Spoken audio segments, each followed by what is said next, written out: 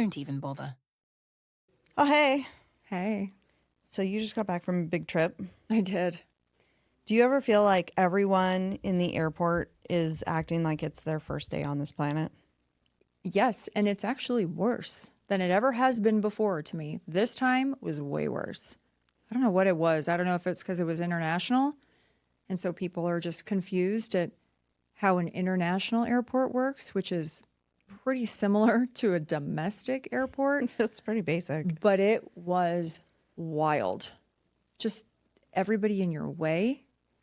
Well, and if you get on the moving sidewalk and you want to stop, I guess you just want to be the height of laziness. That's your prerogative, but stand to the right. But these people will just walk on and just stop to a cross and have a conversation. Bro, I'm trying to walk. If you've ever seen me walk, I walk real fast in real life. So if I have a moving sidewalk, I get on that thing because I want to feel like I'm bionic. I want to speed walk down the moving sidewalk and feel like I am superhuman. So get the fuck out of my way, please. You're almost flying. Yeah. And it's great It's because amazing. it's a beautiful glide. It's what I imagine dancing in Oz would be like, just gliding, and you're hustling. And those people who just get on and drop all of their stuff immediately, okay, fine, you can do that too. But also, I'm trying to get by. Yeah. But then on the flip side, if I get on an escalator, you shouldn't be trying to run up the stairs of No. an escalator. There's stairs right next to it for that. If I'm feeling feisty, whoever I'm with, my family usually, I'll go, yeah, you take that escalator. I'm going to beat you up these stairs. But then I hold my breath the whole time. So by the time I get up the stairs, I'm like dying, wheezing. But yeah, I don't walk up the escalator. I ride the escalator. So I don't know what the difference is, but that moving sidewalk comes over me and I turn into a whole other person. And there are whole airports with huge sections of that moving sidewalk. It never ends. Like It's Denver. Where was I recently? Salt Lake. I feel like Salt Lake has them. But you just need to move with the sidewalk and not just allow the sidewalk to move you if you're going to stand in the middle. If you're going to do that, then you stand to the side. Yeah. And let the people who want to get there a little quicker, because it's propelling us, it gives us that running in place road runner. It's almost the road runner, because then you're, boom, you take off, and then you have to slow down when you come to the end, and then you have 20 steps, and then you get to take off again. It's like a skill to get off It's that a thing. beautiful I love thing. But nobody knew any kind of proper protocol for the airport. They're all just kind of standing and looking around to try to find a monitor.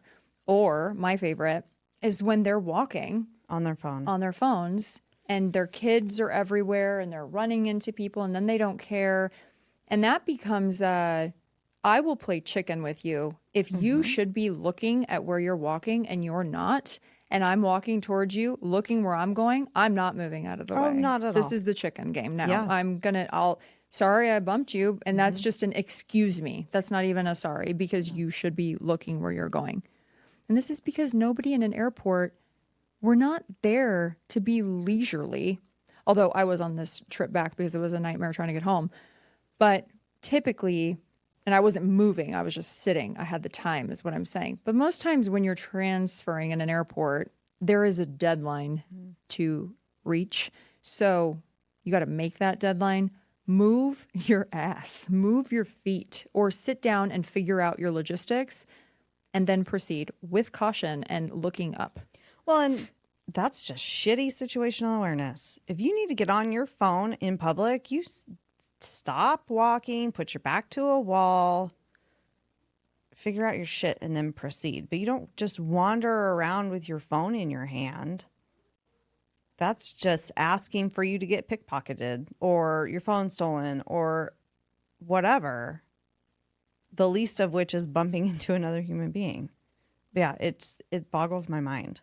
It's been allowed for so long. And then let's talk about why airport things are so expensive, too. Oh, it's highway robbery. Because you're forced to be there? I think so. Well, and because you can't bring water. I swear that's why they keep ramping up security things. You can't have this, you can't have this, you can't have this, but you can buy it in here for $18. It's nuts. It's appalling. I did start traveling with, I'm not even going to bring a reusable water bottle because the whole point is I don't want to bring it on my trip with me, right? I'm not going to bring a Stanley Cup to Europe. I'm going to bring, I mean, Tell me you're an American without telling me you're an American. exactly. Talk about a bullseye on me. But I finished a bottle of plastic, just a plastic disposable bottle, put the empty bottle in my bag, went through security, filled it up. But that water in those filter systems sometimes tastes like shit. Yeah. Real bad. And so that's not exciting to me than to know that I can be stubborn though. I love drinking so much water before I get on a flight, and I will drink throughout because I cramp very badly. And so I have to stay hydrated. So I always want the aisle seat, and I'm always moving on a plane because I don't want to be stagnant and get these horrific cramps and be stuck in the air. That's not fun. But there comes that stubborn point where I just think, well, I don't want to spend this much money for water in an airport that's Dasani or some shit. I don't want that. Then I'll just spend $1 more and get a smart water or something. It's all too much. This is why I pack snacks. First of all, I always travel with snacks. But water, coffee, if you're there early and you don't have access to coffee before, or you had to do a Keurig or something nasty, whatever it is, I just don't know why it's so expensive. But I also don't know why everyone, the days that I'm there, the days that you've been there, it's their first time ever in an airport and alive. Yeah. See, and as far as the water goes, I'm lucky because I have the world's smallest bladder. So by the time I land at my destination, I am wildly dehydrated because I do not want to have to get up and go potty more than once in a flight. But if it's a long flight, whatever. But then again, I walk past people at the bar and I'm like, buddy, it's 7:37 in the morning. It's sky time. And you are drinking. Now, and if I start drinking, I'm going to have to go pee.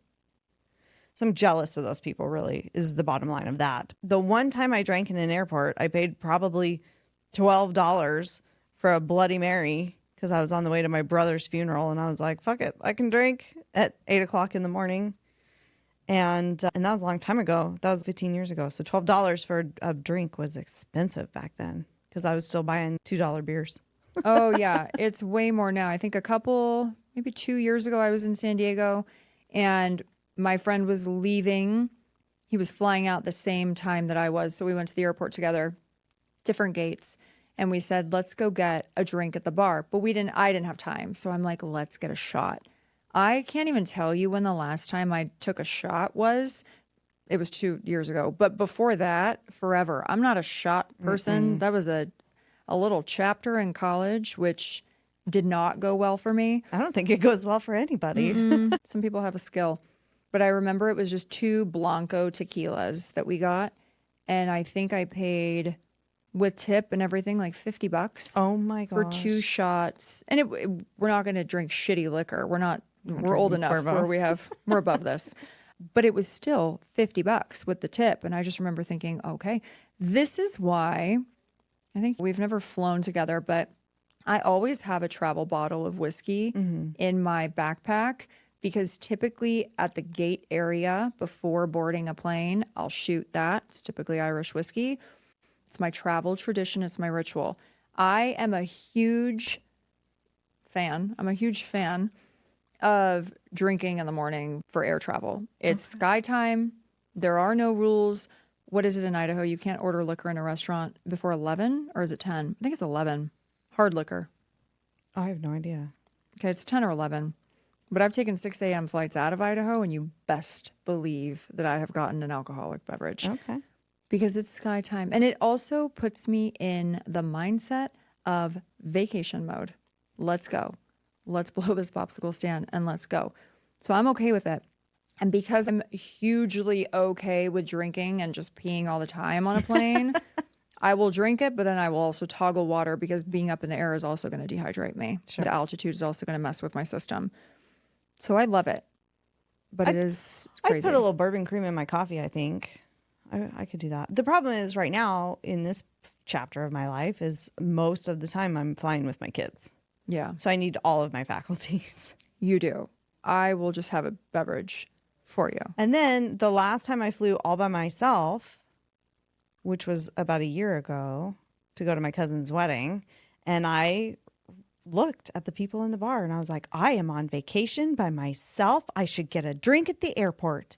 And then the 70-year-old man in my brain came out and went, I'm not paying $8 for a Coors Light. So I didn't do it. All right. You need to adopt the Irish whiskey in your bag. Shoot it. You got to do it. You sip it. I'm sorry, you don't shoot it. You sip it. Okay. 4 sips. And you can do it out in the open as long as it's not on the plane. You can't do that. That's a no-no. But you can do it in the gate area as you wait to board. You just Interesting. little sips and then you're done. Okay. And then you're at least loosened up and you feel like you've been on vacation, but you've bought it at the Idaho liquor store for $2.75. Okay. And you feel way better about it. That's good to know. Yeah. Or if you sit in premium on Alaska, I don't know if you fly Alaska. I fly Alaska a lot to go back to San Diego. Premium gives you free booze, and they're really generous about it. If you finish your drink and you say, thank you, sir, may I have another? They'll give it to you. I'd never, not to San Diego, I would never drink 2 drinks to San Diego. I'm such a lightweight. But it's just nice that they offer it. Same way if you're in a different class where the booze is free. Okay. That's nice too. Okay. On an international flight.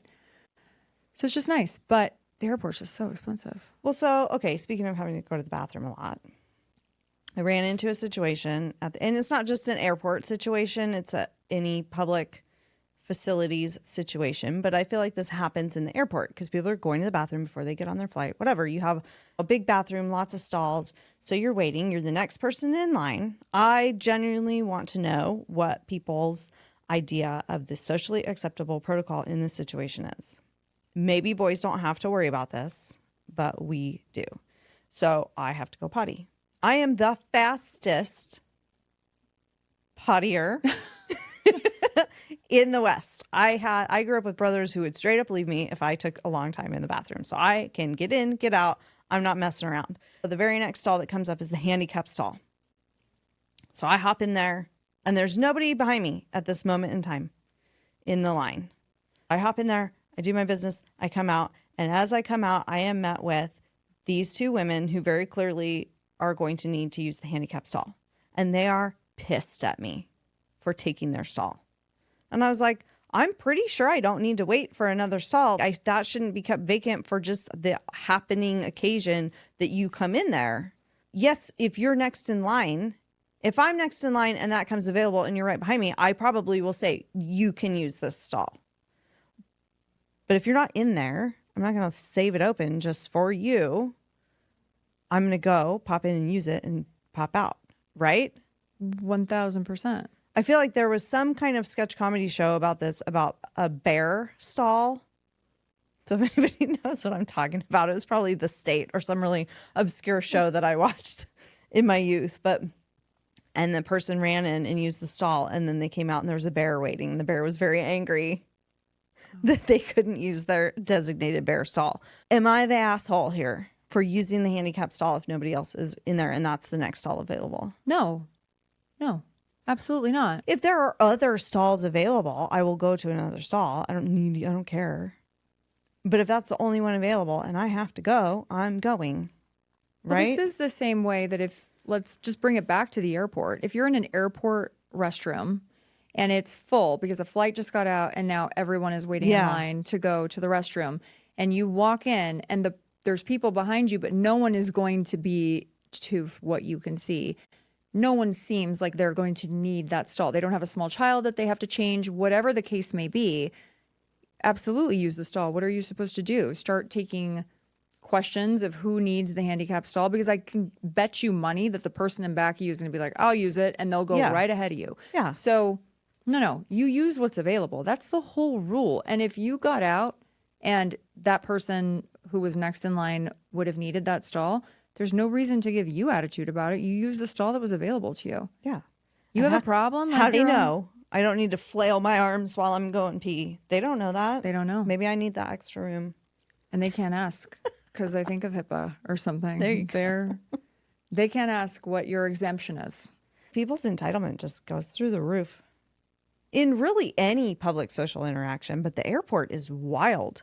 Because if your flight is delayed, suddenly you are the most important, or you're trying to hit your deadline or whatever, you're the most important person in that airport all of a sudden, and you need to just go running through people. You still need to be polite, I think, but have a little common courtesy, have some situational awareness. I also think to the airport, we've been doing this TSA, all these checks pretty much the same since, I don't know, is it 24, 23, 24 years? Was it since 9/11 that they really changed all the protocol? Yeah. Has no one flown in 23 years that they don't know that you can't bring certain things on board? Knives on board? We should all know this. This is very common. And even when you're checking a bag, they ask you, do you have anything in here that whatever, lithium batteries or whatever it is? Okay. We all know this now. I just feel the amount of people I'm getting seen pulled over at TSA, and I'm in the pre-check line and I see it there and I think, gosh, you already have so many passes in this line. Why did you pack that in your bag? Do we just not remember? Or do we think that, again, you're the most important person, so when I'm traveling, it doesn't matter if I'm getting pulled over as long as I make my flight. Who gives a shit about the people behind me that potentially need to make theirs? It just becomes a very selfish place, and not in a healthy, selfish way. Just a world revolves around me kind of place where people just think that they could do anything. I don't have to take off my shoes in TSA pre-check, which I love, but I have these combat boots that, and I've got taller boots too, that I know set off the machine. So what do? I get in the pre-check line. I immediately take off my shoes, put them in the little tray, put it with my bag. I had a guy on this last flight when I went to San Diego recently say, you're in the pre-check line. You don't have to take off your shoes. And I said, oh, but I know that these boots, yes, they were made for walking, but they also will set off the machines. I'm taking them off. But I just thought it was pretty rich to try to school me on why are you doing that? Almost I'm taking time away from him because he was behind me when I just zipped him down, took him off, and was lickety split about it. Yeah. But know what you're packing. You should know. You shouldn't let your kids go through the silverware drawer maybe before you're leaving and put an extra something in their bag. I will say that when I worked in hospitality, I had completely forgotten that I had just thrown a corkscrew in the bottom of my purse. And so that got flagged at TSA. I was like, oh shit, I forgot that. I've been looking for that. I forgot that was in there. And then they take it and you're done. Yep. And they change the rules at every airport. It's just arbitrary. And they don't want it consistent across the board because then the terrorists can't know all the things. Oh, is that why? Yeah, That's allegedly. stupid. I got flagged because I had too many rolls of electrical tape in a carry-on bag once. And they had to go through my bag. And I stood there. Now, I'm not allowed to go to Walmart because I get rage at Walmart. And I had rage that day at the airport because the time it took for them to go through this bag, which was very neatly packed, and figure out that, and I thought it, because we were coming home from a dance competition, I thought it was all the safety pins that I had in there, and it was not. They didn't care about those at all. They were fascinated by this, basically what equates to a gallon Ziploc bag of electrical tape. Holy smokes. It's for dance shoes. I'm the mom that has all the things. So to try to explain that to them. And then they have to stand there and hem and haw. It's tape, bud. You think I'm going to electrical tape somebody to their seat? What? That I'm pretty sure I'm allowed to bring tape in my carry-on. It wasn't a prohibited You item. can have the fucking hairspray, but the tape, it set me off. I was so full of rage at that. But then, do I leave my bag of tiny liquids in my bag? Do I take it out? Do I leave my laptop in my bag? Do I take it out? Do you want me to turn it on? Do I not turn it on? Does it have to go in its own fucking bucket? I don't know. Nobody ever knows. And then they get annoyed at you for not just like knowing what they want. It is a very imperfect system. It is interesting to me also that I think the liquid max is 3.4, Yeah, which is oddly specific. it is. If it was 4.0, that would at least cover a lot of things. Or maybe it's 4.0 and I'm looking for 4.6 or something. There's a discrepancy where it's a random number. And I just think, well, most of the travel lotions or travel whatever, a lot of them are 3, but then you have some things that are 4 point whatever. And you think, are they going to flag that and take it away from me? So then you don't risk it. But if that's your only option, it's kind of, well, I guess let's risk it and let's see who's really looking. I've been pulled aside though in TSA before. When I traveled, I always used to bring treats to all my flight attendants. That's how I traveled for years. Flight attendants and pilots. Individually wrapped toffee. It's when I lived in San Diego and I could make toffee. I still haven't gotten the altitude right here, or the altitude adjustment. But I would travel and I'd always have it bagged up with individual bags inside. And I remember they had to pull me once and they swiped it. And same with once when I came back from Italy and once I hit US soil, I had candy or something in my bag and they swiped it all to make sure it was fine. And I just thought, what do you think you think my candy is explosive? You think that, I don't understand what's going on here. But yeah, it's just, I just want to get in and out of security as fast as anyone else. Nobody wants to spend time there. It's really not a fun place to be. But other countries are very different. We went through Switzerland, and when we had to board to go to Rome, they were legit. They were giving you bags for your liquids. And the amount that whatever it translates to in that system. But they were giving you that. And so immediately I just pull myself and my mom and I start thinking, all right, what's liquid? What constitutes as liquid? Oh, well, toothpaste does. Lotion does. It's any kind of thing that's Peanut not. butter does. Peanut butter does. This is why I didn't bring Nutella back on board with me because I knew it would get taken. But anything like that. So I was trying to very strategically place stuff. And then I'm always extremely kind to TSA people. Hi, good morning. How's your day? Grazie. Whatever it is to just focus on me, bud. Focus on me. Not that X-ray. It's just an extra tube of toothpaste because I wildly have them everywhere. That's because you brush your teeth 30 times a day. Yes. So I have toothpaste everywhere. 6 travel toothpastes just for Lotion, a weekend trip. mini Aquaphor, whatever it is I travel with. I really tried to be smart about what I brought on board this time. But unfortunately, I didn't put it in a Ziploc bag because I travel like this all the time. I've never had to take it out in all the years that I've been doing pre-check. So I didn't have to take it out. But then when I was faced with that, immediately I start thinking of what my mom has in her stuff, which is hairspray and this. And I'm just trying to finagle it all to fit. And it did. And then we were way smarter about it when we had to leave and come back because I took 2 extra bags and I said it all has to fit in here. And then I remember those people didn't even take, that was in Rome. Rome didn't even make us take out the bag of liquids. So, aren't you disappointed then when you've gone through all that trouble to put it in a bag and then, no, you leave it in your bag? What the hell? I don't even think I had to take my laptop out in Rome. Maybe Switzerland I did. They were just a little, and there's different rules there too, right? So it's just, talk about keeping everyone guessing. So yes, I guess if you had ill will, you would be guessing, but it is annoying. And then I just want to know if you can technically bring baby formula for a baby, why is then all liquid banned? So I don't really think liquid to drink is banned. I think that it's banned on more of a extortion of selling level. Because if you can bring baby formula or medicines that you need, why can't you bring liquid? I don't see the hazard, I guess, in liquid. A pocket knife, yes. I mean, so how much? I have no idea, and I really don't want to know. I don't actually care, so nobody tell me. But how much lotion does it take to make a liquid explosive? Because who's to stop me from bringing my liquid explosive and you from bringing your liquid explosive, and then we make a bigger? Can people not fly together and mix their liquid explosives? I don't understand the actual thought process behind it. I remember when it first came out and we were all like, oh, okay, yeah, we don't want to get blown up when we fly.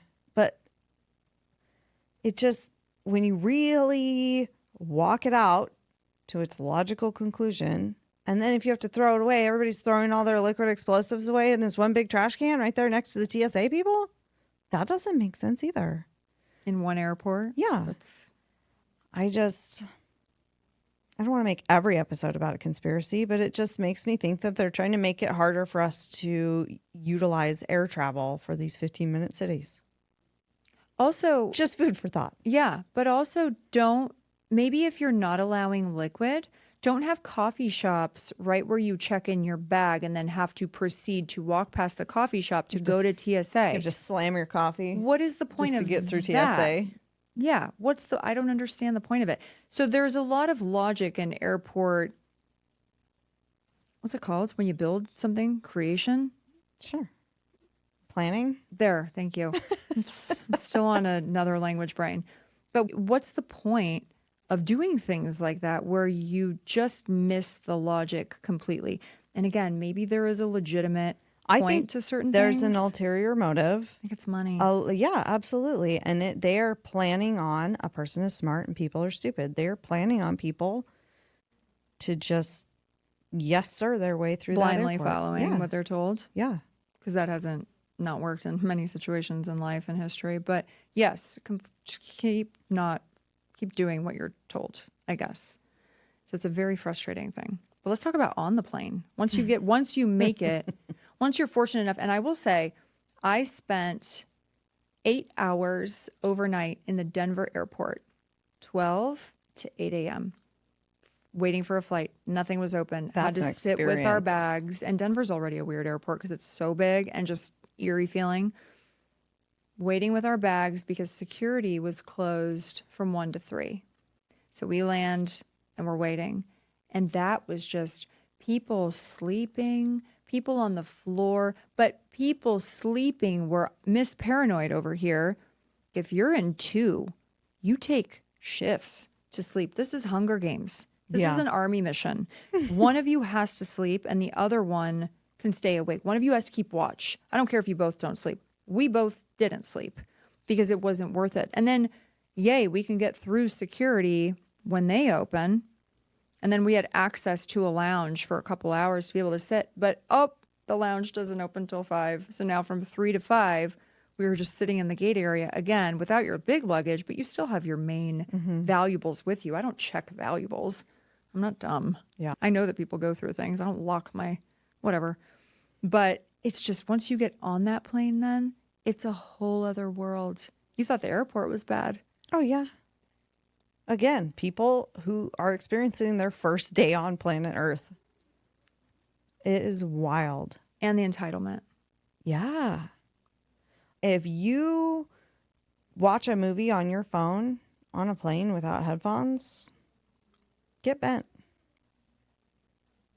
That's so rude. That's wild to me.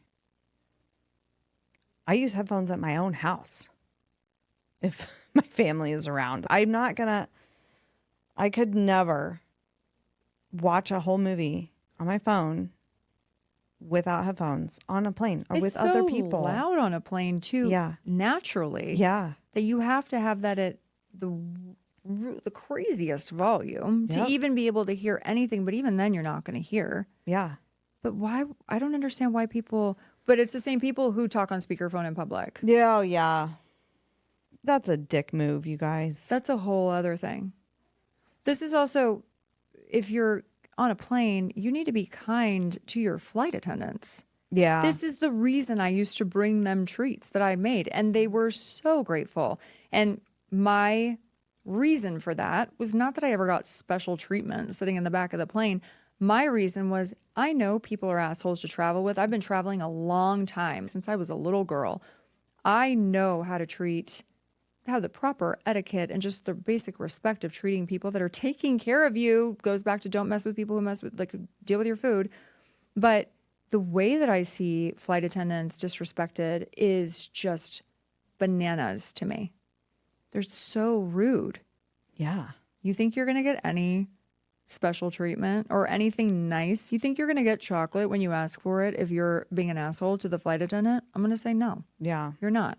So that's why I did it. Just as a, hey, this is me. I'm not going to give you any problems. But if you see me up because I'm cramping and dying, just throw me some water, please. It's just very simple. But yeah, the entitlement and just the cruelty, it's this human nature that comes out that people just think we can treat people however, we can do whatever we want because I paid to be on this flight. Yeah, so did all of us. Yeah. And we're being cool. So. Yeah. And the people who take their shoes off. Oh, I typically bring slippers if I'm on a long haul flight, That's but fair. I'm not going to go barefoot on a plane. No, that's nasty. Oh, That gosh. is so gross. It's the same way I don't want to put my purse down on the floor on a plane Yeah. because, ew. Or use the blanket. I think they still stock blankets on planes. Like, no. Oh, I had a wrapped blanket though, a sealed blanket, which was probably just like nail salon tech shit. I was going to say, they don't autoclave those blankets. That's a hard Where they pass for me. just- And I am not a big germaphobe, but no. Nope. I used a blanket this time. Well, I can't do that.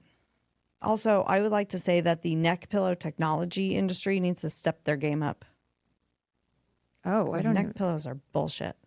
I typically don't sleep on planes. That's the thing. Oh, I will fall asleep immediately on a plane. Oh, you're so lucky. Nobody talk to me. I will fall asleep. You're very fortunate for that. I use planes, especially long haul flights, as an excuse to catch up on all the movies that I never will go and see. So I just watch movies. So I'll stay awake forever. I'll usually sit on the aisle, block my kids in, and fall asleep. So they can't go anywhere. They can just fight amongst themselves right there.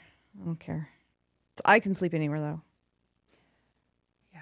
Do you recline your seat or do you keep Fuck it up? no. You just keep it upright and you can still I fall don't need asleep. those 2 inches Yeah. to inconvenience the person behind me. No, That's nice it's not of worth you. it. I never do because I never feel like it makes a difference It to me. doesn't. But then when I have people who do it in front of me, It makes a huge difference when it's done to you, but when you're does. doing it for your own chair, I don't think it makes any difference at all. and then I always tend to luck out with the people who are very the bang it, and then they'll get my knees because I have long legs, and I Yep. just think I can't even say anything. Yeah. I can push back sometimes. I'll push back with my hand, just a little bit of resistance. Yeah. Thinking, try to get it back further. As 2 people who have long hair, did you see the video of the girl who put her long ass hair over the seat Yeah, and they were putting gum in right? it? I did. Don't do that. Don't put your hair Yeah, that's over. gross. Just keep everything to yourself. But I think the hugest PSA and probably one of my biggest gross outs in life, the biggest icks, is when I go into the lavatory on a plane and the seat is up from the person before me. Just everybody close the whole toilet. There's an actual sign that says, please close the lid before you flush because you're in high pressure. Oh, well, and then it doesn't splash. And you've shot everything that you just left, you've shot it up in the air, which there's an extent of that that's going to happen anyway, but it's going to happen way more if you don't close the effing lid before you flush. Yeah, that's gross. It's disgusting. It infuriates me to a point of rage that I cannot express in words. It is just a feeling. It overtakes my body. And I see white speckles of just anger and disgust. And then I look at that person who just walked out, and then it's, you're disgusting. That's how I feel at Walmart. Close the lid. Yeah. There's a reason. It's high pressure, dude. Nobody wants your DNA and bacteria back up in the air. Where, yes, I do brush my teeth everywhere, and I will brush my teeth in an airplane Oh, yeah. after I eat. So, ew. Yeah. I probably have to go get detoxed from even going into that restroom the amount of times because I just don't understand. Yeah, that's gross. Speaking of flight attendants, the last trip I took had a flight attendant who was making her announcements. And I feel about punchy flight attendants, I think the way you feel about Dutch Bros workers. Calm down. You can tell a joke or two, but like simmer down. However, this woman, I think, retired from a job as a phone sex operator to come be a flight attendant. Oh. Because of the way she was making these announcements. And I was in tears. I was laughing so hard. It was incredible. And don't forget to put your mask on your own self before putting it on anyone else. And I was just, I'm not kidding. I was losing my mind. I was laughing so hard. Was she doing it on purpose, or was that how she talked? Just for the explanation, or did she talk like that? I was actually? not in her section or whatever during the flight. I was desperate to talk to her to see if that was her real voice. But it was incredible. Wow. It was amazing. What an experience. between her and I think we had a sassy gay flight attendant on the flight, and it was just a whole fucking journey. It was amazing. Nice.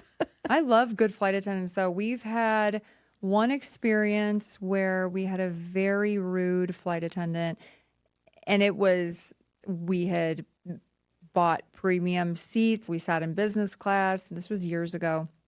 And that flight attendant was so rude to us, both to me and my mom. And we traveled Air Canada, which already, they're always nice, right? It's Yeah. Canadians. They're super sweet, typically. This lady was awful. And I can handle a lot, and I don't also ask for that much. I'm very simple in terms of that. I order what I want, and then I'm not constantly, I never ring. I don't think I've ever rang a No. button for a flight attendant. I get up if I want more water, and I'll go to the Sure. galley or whatever it's called, and I'll ask. But we were very nice, and she was awful that I wrote Air Canada a very descriptive letter of this and explained everything about it. And I remember they're not going to be like, fly for free again. They should have, but they didn't. It was more of, I think they credited us towards a future flight. They gave us a good credit. That wasn't the purpose. The purpose to me was, I'm letting you know, because this was a terrible experience, and it's already a huge time obligation, time off your life, you know what I mean, to do these long travels. You want to be well rested. You don't want to be treated like garbage by a flight attendant. I'm not treating you like garbage. I'm being very kind. And to be responded with that, it's just crazy to me. So it's just time you can't get back. It's a trip that, yeah, it was a great trip in theory once we were at the destination. But man, that travel sucked. And that will always stay in your head, kind of like a bad restaurant situation. Yeah. But this is hours of your life that you're supposed to be getting rest and doing all the things, and then you don't. And you turn into a little bit of a bitter beaver about it. So that was me about that, which is why I wrote that letter. Yeah. And that was before ChatGPT. That was just with skills and heart and passion of telling you exactly how it was. I'm no stranger to constructive criticism. It wasn't mean. It was just bad. But yeah, be cool to your flight attendants. Oh, absolutely. Don't put your nasty feet don't put your feet on the nasty floor, because then you're going to have nasty feet, and then you're going to go to the next flight and it's just going to be a nasty feet trail. Yeah. I have a good friend who was a flight attendant, and I'm sure she had some stories. We haven't ever had a chance to sit down and talk about them, but I grew up with one of my mom's really good friends had been a flight attendant, and the stories that she told were just, what? There's no possible way that humans are this stupid, but apparently they are. They are. And the other thing so US is very, I'm going to say, lenient on your roll-on baggage. Carry-on that you can, the little rollers. They're very lenient on the size of those. You get to Europe and they have, They'll just throw it on the tarmac. you have to leave fit it there. it into the little section. Sure. Or it's not coming on, because those planes are smaller. They're domestic for that area flights, right? So not as easy to get it on as I've seen some things go onto our planes that I just think, well, it's a good thing I only had a backpack and a purse today, because I couldn't put it with your probably 47-pound roller bag that not only is wide, but it's also thick, and it fits magically. I'm a firm believer, firm, that if you bring it on, you put it up. Absolutely. Don't expect other person, like a passenger, to help you. A flight attendant, whatever, they'll probably help you because they're usually nice and helpful. But don't expect another passenger to put it up for you and get it down for you. You bring it, you carry it. That's the rule of travel. That's the law of the travel land. Absolutely. I'm putting that in stone somewhere. You bring it, you carry it. You break it, you buy it. All of those things. Yeah. Carry your own shit. No one is supposed to do it for you. And two, just because you put it 2 rows behind you because it didn't fit, it doesn't mean that you, one, get to hold up when everyone's exiting to go get it. And let's talk about the people who, the second the plane turns off vest and seatbelt signs, once it lands, they're lining up to leave. Buddy, bring it back to COVID days where it was row by row basic respect, not herding out Yeah. like a bull is chasing you Yeah. in Pamplona. Shit. enough. Yeah. There was one time where we had a very short connection. And so we told the people around, listen, you guys, we have 20 minutes to get across O'Hare or some just absolute ridiculousness. Would it be okay with you if we skedaddle?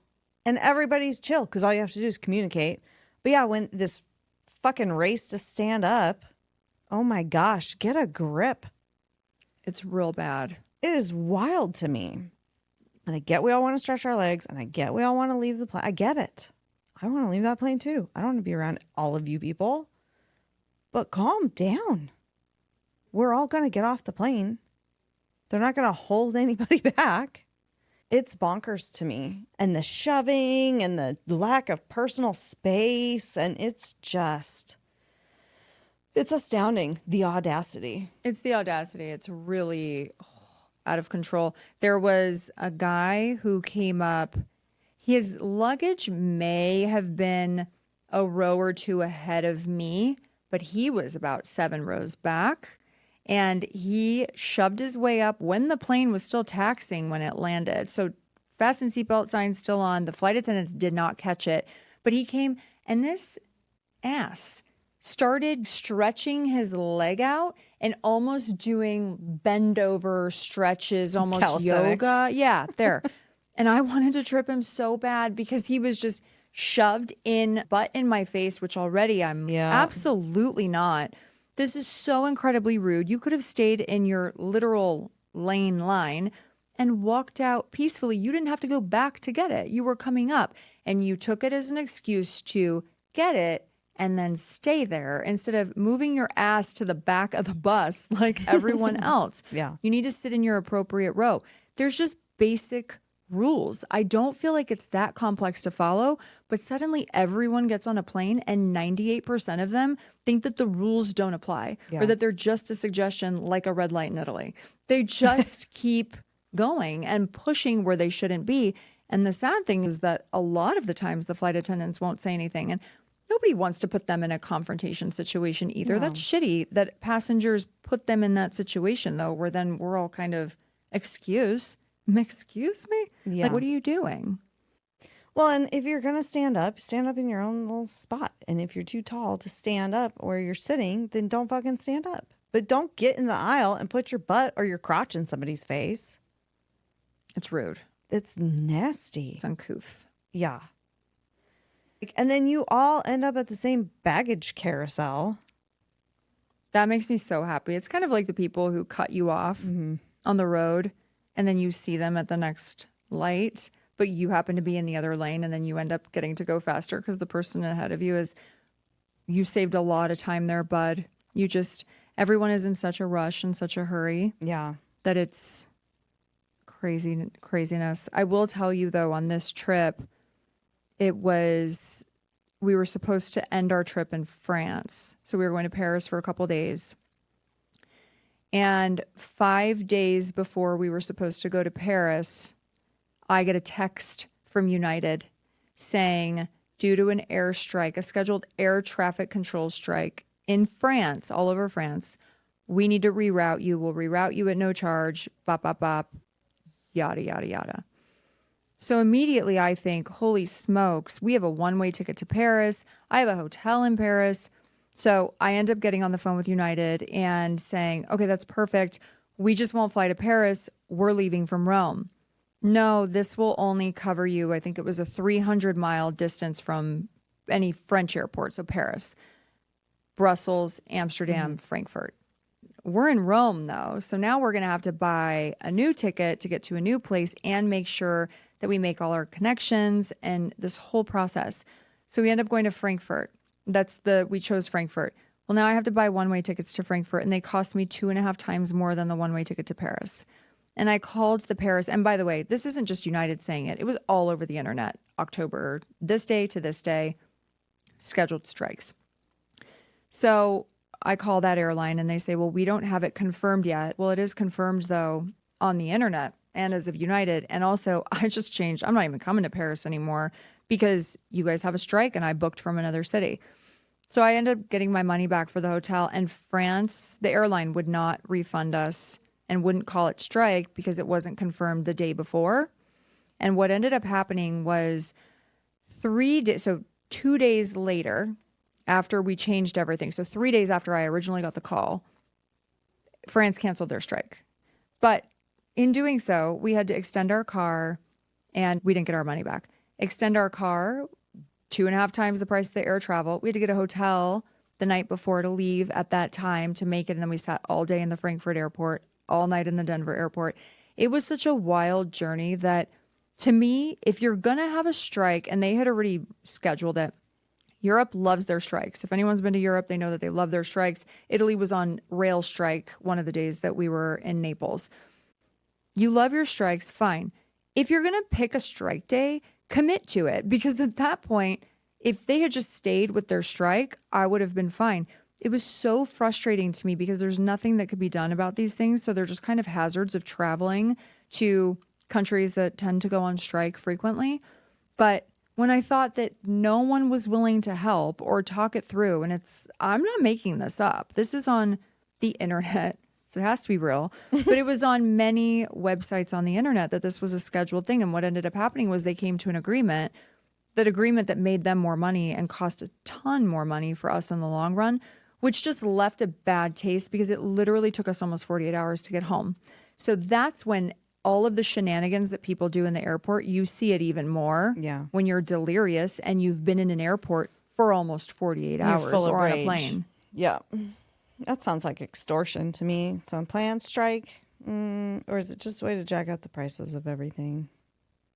And then you still kept your money because technically I could have still gone on that flight. But who am I to risk? I have been delayed. Yeah, you're going to wait till the 11th hour?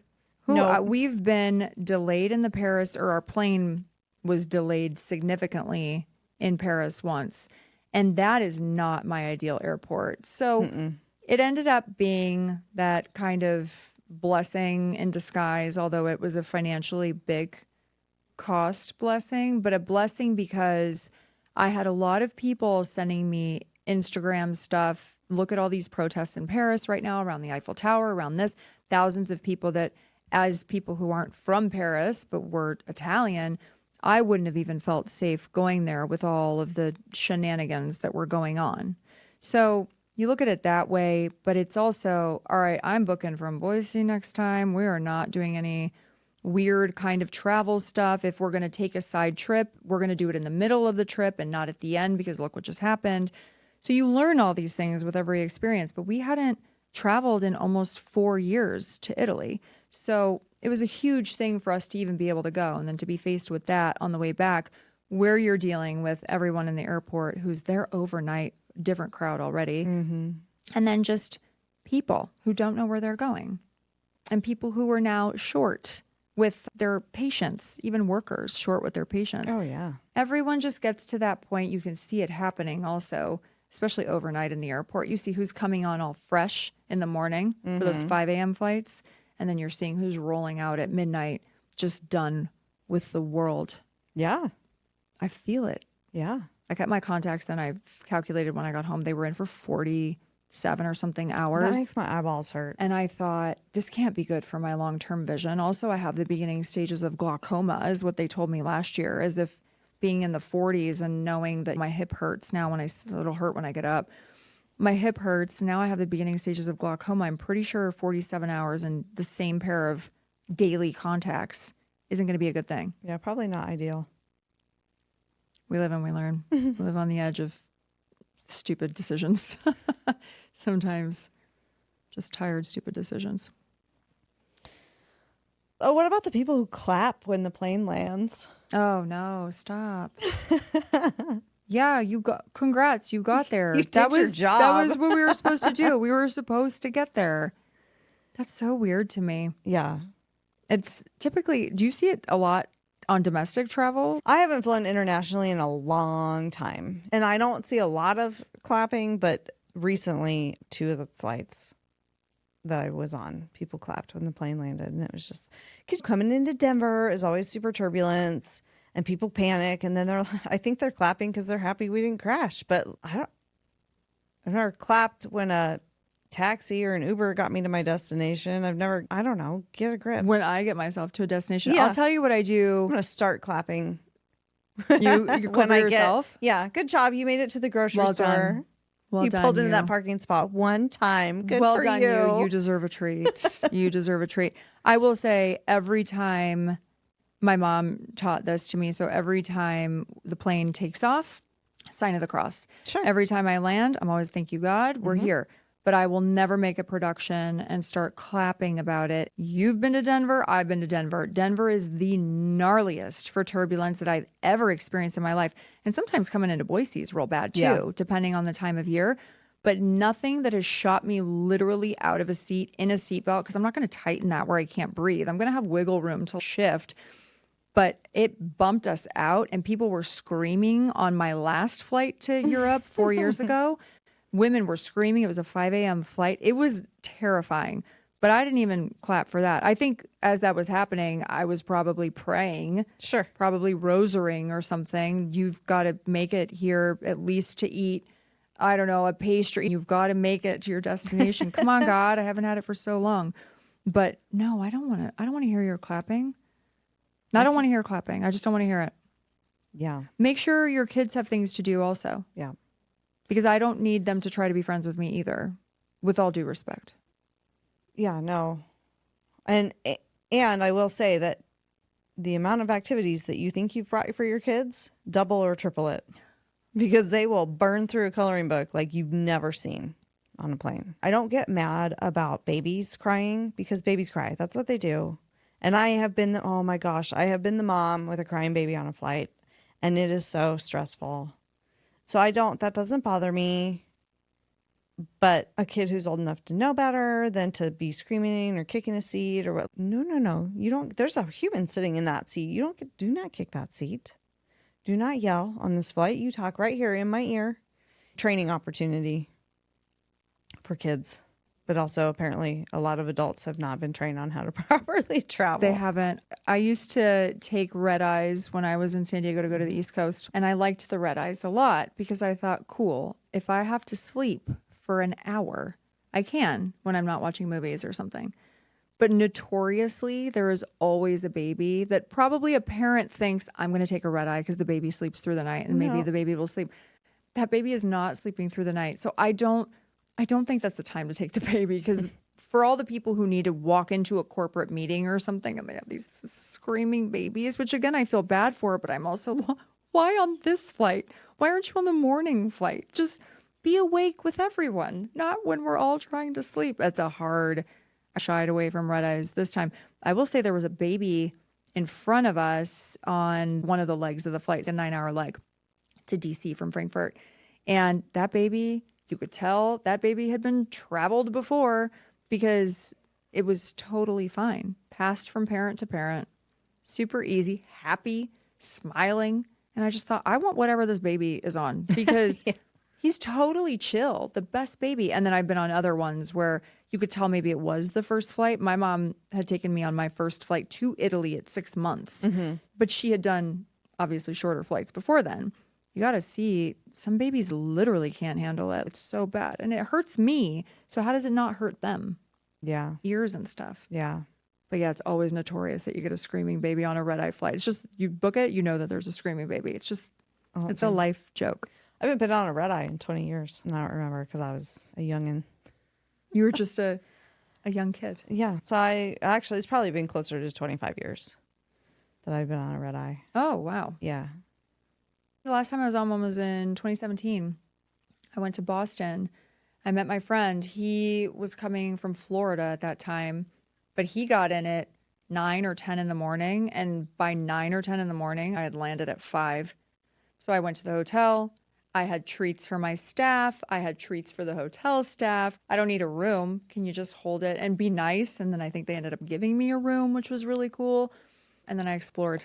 I went to all these places. I went to Dunkin'. I did all this cool shit before he even got there. Yeah. And by the time he got there, I was like, let's keep going. Because that's what I like to do in cities. I like to walk new cities and see them and explore. So if I get in at 5 o'clock in the morning, you can bet your bottom dollar I'm not going to bed.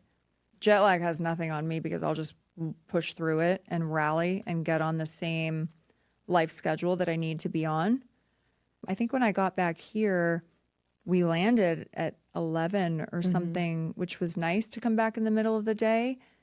I think I slept normally that night. And then it was 2 days later that, not that I had a jet lag situation, I think 48 hours of wired travel finally hit me, where now not only did the travel exhaustion hit me, but the germs of every disgusting non-hand washing incubus shared on those planes and in that airport, because it's all just circling through. Yep. That hit me. Sure. Where I just needed to conk out. Sure. Well, and being situationally aware for that long is very taxing. It's exhausting. Just travel in general. It is. It's so exhausting. Which is why even for places like us, it's not worth going to the airport to fly to Salt Lake City when we can drive there in 5.5 hours. Yeah. Because by the time you get to the airport and check your stuff and then take a flight that's way too expensive to get to Salt Lake, you could just be there and have your car Yeah. and bring stuff back with you. Yeah. It's just, and it's an easy drive. I like that drive a lot. Yeah, it's not a bad That drive. drive was fun with us. I will say, if you have to drive that drive in the dark, in the pouring rain, it sucks. I'll add on to I like that drive. I'll never drive that drive in the winter. Yeah. Rain aside, I don't want to drive in the rain because then there's no lights on those roads. But the snow would freak me right out. Yeah. So that's where you just suck it up and pay the premium and fly if you have to go. See, and I don't mind driving in the snow. I'm a very capable winter weather driver. It's all the other people that I don't know about. So I don't like that. But I did have to drive from Boise to Salt Lake after I worked a 12-hour shift. So I got off work at 7:30 and it was in the fall. So it was dark when I started driving, and it was just this heinous rainstorm. And I don't think I had ever driven down there by myself at that point. And all of the reflective paint on the road gets worn away. And so I couldn't see the lines on the road. All I could see was the taillights in front of me. I was tailgating so bad. And by the time I got there, I was just white knuckling the steering wheel the whole time. I was so stressed out from that drive because all you see is farm exit, no services, farm exit, no services. And it starts really stressing you out. And this was before I didn't have an iPhone with GPS. I was using a straight up map. Shout out to the Thomas guides. I had probably printed off some MapQuest directions of how to get from the freeway to the hotel where I was meeting my person who was already there.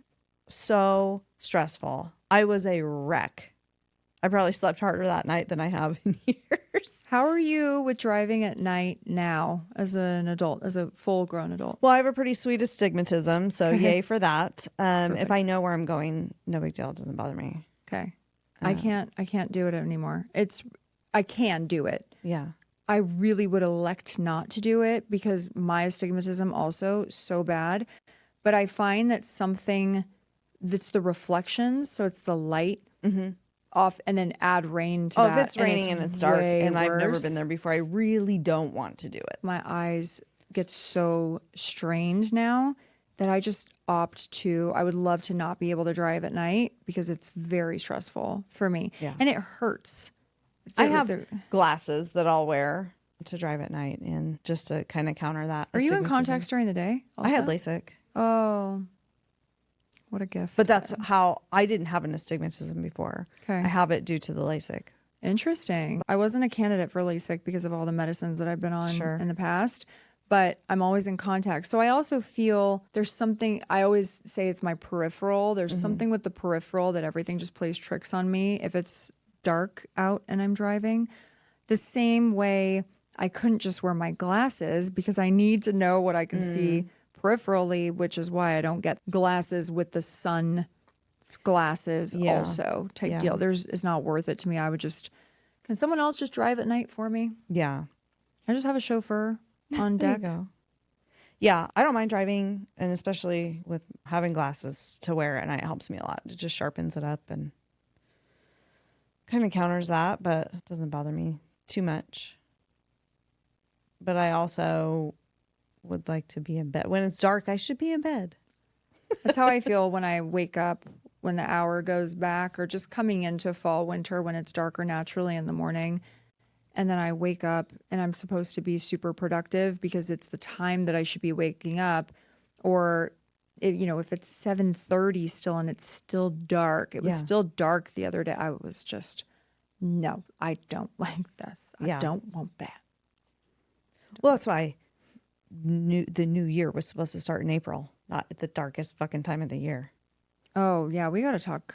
We'll have to talk about that. That's going to, because I don't know anything about that. Oh, that's a big one I'm on right now. Okay. I'll have to rabbit hole that, or I'll just let you do it for me. I will. And then you can explain it all. Well, I'm just happy to be home. So Yes, we're happy to have you home. thanks. It's nice to go. I like going and exploring places and Love going it. new places and all of that. I just don't like the method of getting there all the time. But it's always so wonderful to come home. It makes home that much better, I think.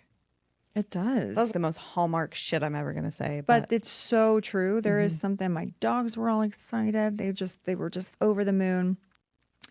And there was just something about, okay, sitting in my own bed and not stressing about things that we need to do for our family home over there. And just now I just get to worry about things I have to do for my house here. So it's perfect and all my work. But there, yeah, it's very nice to come home, but it's nice to disconnect for a while. Again, if we had Elon level money, we would just have our own plane that would be amazing. and then hire the most elite staff to just be cool. And I wouldn't even make them work the whole time. We'd be watching movies and shit. Okay, serve us food and then have a drink and then like, let's sit here watch- with me and we'll yeah, watch just this let's movie. chill. Yeah. Let's talk about life. It would be fun. Play some Uno. Yeah, that's right. Just whatever it is. Yeah. But it's nice to be home. It's good to go. But man, what a journey. I haven't had a journey like that in a while in terms of adventuring, getting home, Lord of the Rings style, just everywhere you had to go. The thing that still cracks me up about that trip is that most people go to Italy to have a fun, relaxing vacation, and you were still just pissed off in Italy. There was a lot that happened in Italy, including 3.5 days to try to open a bank account because everything's just bureaucratic bullshit where you have to. When I told you I was opening a bank account, you said you're in the mafia, you're opening a bank account. Well, That's the you only... said that you had an appointment at the bank, and I was like, that is mafia shit. I know it. I know it is. It wasn't. It wasn't. It was 3.5 days to open the account. And then on the last 2 or 3 hours, we literally closed the account because it was just so complex. And I think the system broke. We broke for sure. Our minds, our sanity, everything. But yeah, I can go into any bank here and in 30 minutes be out Yeah. with a temporary check or something. You Yeah. know what I mean? Yeah. You can't do that there. It's just so wild. I love the culture. I'm a citizen of both countries, but that was something that I just couldn't get around. So yeah, and then the journey. It was a lot of beautiful additives, let's say. Well, and I think no matter how easygoing you are, I'm a pretty easygoing person, but when my travel plans change at the last minute, it's so stressful. And that's when I get a little ragey. Yeah.